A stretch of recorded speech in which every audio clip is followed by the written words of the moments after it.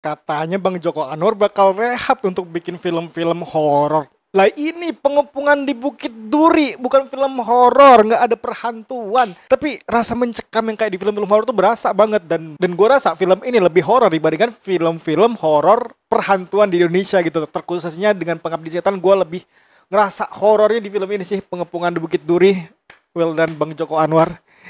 Gila sih gue setelah nonton film ini tepuk tangan di bioskop masih nggak habis pikir dengan apa yang barusan gue tonton gitu, karena beneran ngerasa mencekam banget dan juga menggambarkan sebuah dunia atau kota yang atau negara yang distopian gitulah, yang kacau balau, kekerasan di mana-mana, penjarahan, terus juga ada pemberontakan, kerusuhan, dan diskriminasi. Dan diskriminasi ini adalah pesan yang bakalan disampaikan oleh Joko Anwar secara bukan secara dialog aja sih, tapi dengan kita tuh sebagai penonton harus menangkap apa pesan yang pengen disampaikan oleh director di film ini, oleh penulis dari film ini. Dan sebagian besar dan kebanyakan film-film dengan memberikan pesan moral itu enggak serta-merta langsung kita tangkap dari secara langsung dialog yang dilontarkan oleh para pemainnya gitu. Malah sebaliknya, kita harus menangkap apa makna tersembunyi dari setiap adegan, dari setiap percakapan atau dialog yang tipis-tipis gitu. Kalau di film ini kan dilihatin kalau apa namanya itu tentang sebuah kesulitan untuk mendapatkan izin membangun sebuah gereja atau rumah ibadah gitu di Indonesia gini ya, dan itu memang relate banget di negara kita. Itu adalah sebuah gambaran atau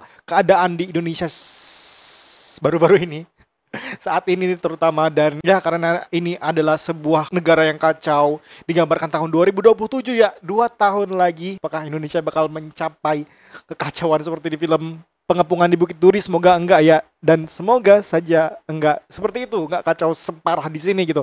Karena ya walaupun Indonesia lagi dalam masa yang kacau banget sekarang, tapi ya semoga enggak sampai di titik di mana film Pengepungan di Bukit Duri ini ya diskriminasi di mana-mana. Terus juga lebih vokal banget diskriminasinya tentang ini sih, apa namanya tuh, etnis Tionghoa. Gua nggak tahu ya, karena gua telat nontonnya, apakah diceritakan asal muasal kenapa etnis Tionghoa yang lebih didiskriminasi dan lebih pengen dibunuh gitu oleh orang-orang sekitar. Dan ya sayang banget karena gua tadi telat, gua enggak ngelihat opening scene-nya, ngelihat sih tapi cuma di bagian ending doang gitu, waktu bagian rumah terbakar gitu kalau nggak salah ya. Dan semoga aja film ini bisa sampai 1 juta penonton, gue harapin. Tapi yang ngelihat bioskop akhir-akhir ini yang lagi naik-naiknya film Jumbo itu, semoga penonton Indonesia mulai terbagi gitu. Ada Pengepungan di Bukit Duri juga, ada Jumbo, dan juga ada banyak lah yang lama yang masih tayang untuk film-film bagus di Indonesia gitu kan. Dan April ini cukup banyak film yang seru untuk ditonton, gue rasa. Karena menurut gue ini adalah sebuah film yang sangat penting untuk kita lihat ya. Dan ya tadi secara pesan moral, walaupun nanti gue rasa bakalan ada yang bilang, alah ini film tentang kekerasan, tentang nggak ngajarin pesan moral, kenapa anak-anak di SMA digambarin sebagai anak-anak yang berandal segala macam. Tapi lihat dulu gimana nih sih latar belakang kenapa mereka bisa melakukan kekerasan gitu, kenapa mereka menjadi anak-anak yang kurang ajar terhadap gurunya gitu kan. Gue rasa bagi orang-orang yang suka dengan genre film-film distopia bakal cocok dengan film ini, karena keadaan kita saat ini juga menggambarkan banget kan chaosnya, walaupun nggak sampai di titik tersebut. Dan gue baru tahu ternyata emang boleh ya bilang ngomong-ngomong yang begitu-begituan di film. Gue baru tahu sih, karena ini film terlalu gamblang banget secara vokal dan menangkap sebuah isu sensitif banget di negara kita saat ini, dan juga keadaan-keadaan yang kacau balau seperti itu.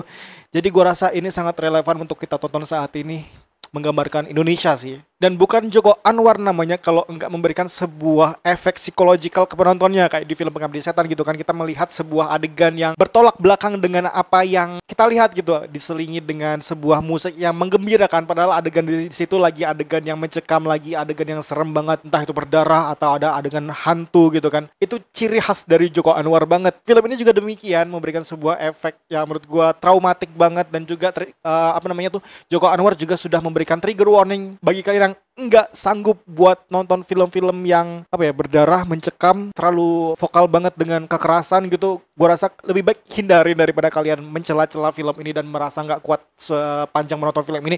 Karena jujur aja waktu kelar nonton film ini, gua ngerasa kayak sakit banget kepala gua, karena di adegan ini cukup banyak adegan-adegan yang intens dan juga mencekam dan membuat kayak please deh kasih gua kesempatan buat bernapas gitu. Karena sama sekali enggak dikasih ketenangan selama menonton film ini gitu. Ya walaupun emang dikasih beberapa menit, tapi itu kayak gue rasa kurang. Dan film ini juga straightforward, dia lurus aja maju ke depan untuk alur penceritaannya ya. Dan ya lagi-lagi endingnya gue rasa Joko Anwar pembenci film-film dengan ending yang bahagia gitu. Karena di film ini endingnya emang anjing sih.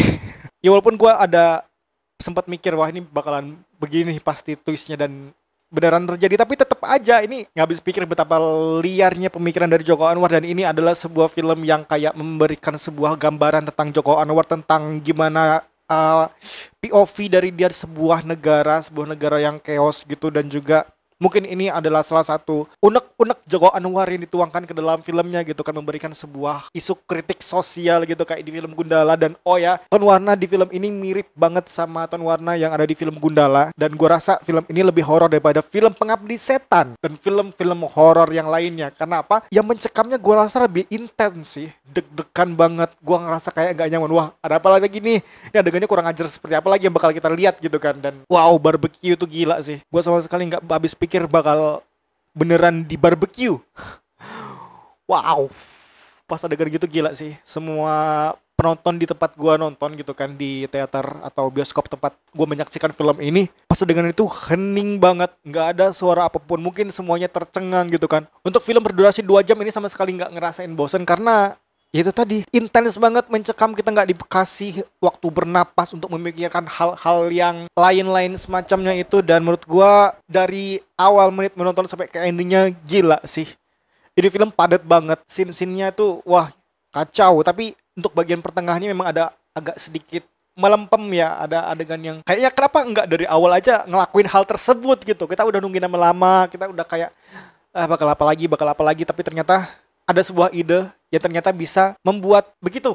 Tonton aja lah gimana filmnya. Sebagian besar film-filmnya Joko Anwar udah pernah gua tonton ya, Pengabdi Setan 1, 2, terus juga modus anomali, Pintu Terlarang, dan Perempuan Tanah Jahanam semacamnya gitu. Gua udah pernah nonton, tapi yang menurut gua paling bikin gua ngerasa horornya dapat, padahal ini bukan film horor, mencekamnya dapat. Dan juga ada rasa kepuasan tersendiri gitu waktu gua nonton Pengepungan di Bukit Duri ini. Dia jadi number one film favorit gua dari Joko Anwar sih. Dan ya silakan ditonton filmnya, udah tayang di bioskop, dan pastikan kalian berada di usia 21 plus, karena kalau di bawah itu wah kalian kacau. Siapa lagi ada orang tua yang bawa anak, itu kelewatan banget. Dan sekali lagi gua ingatkan, harus 21 plus umur kalian. Oke, terima kasih dan jangan lupa bertobat.